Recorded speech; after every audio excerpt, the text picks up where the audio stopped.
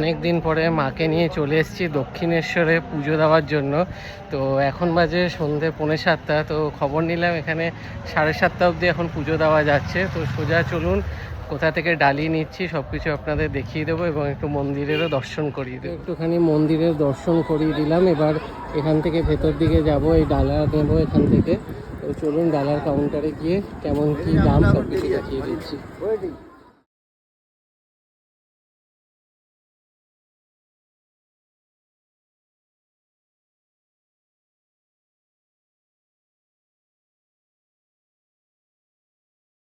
এই 42 নম্বর কাউন্টার থেকে প্রসাদের জন্য মিষ্টি নিয়েছিলাম। এখন 8:45 বেজে গেছে বলে দোকান সব বন্ধ হয়ে গেছে, তাই আর দেখাতে পারলাম না।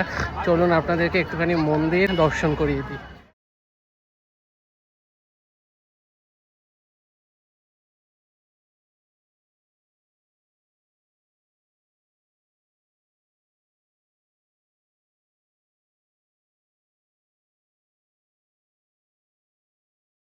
এখানে এটা হচ্ছে পুরো মার্কেটের মতন করেছে। এখানে সব জিনিসপত্র পাওয়া যাচ্ছে, যত ঠাকুরের যত জিনিসপত্র আছে সেগুলো আপনারা এখানে পেয়ে যাবেন।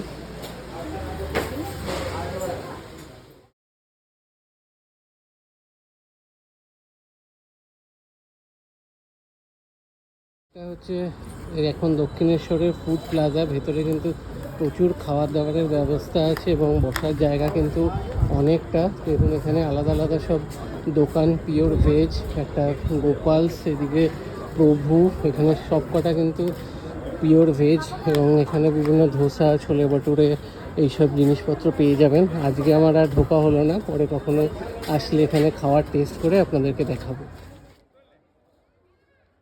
ভিডিওটা এখানেই এন্ড করে দিচ্ছি। Tata, bye bye.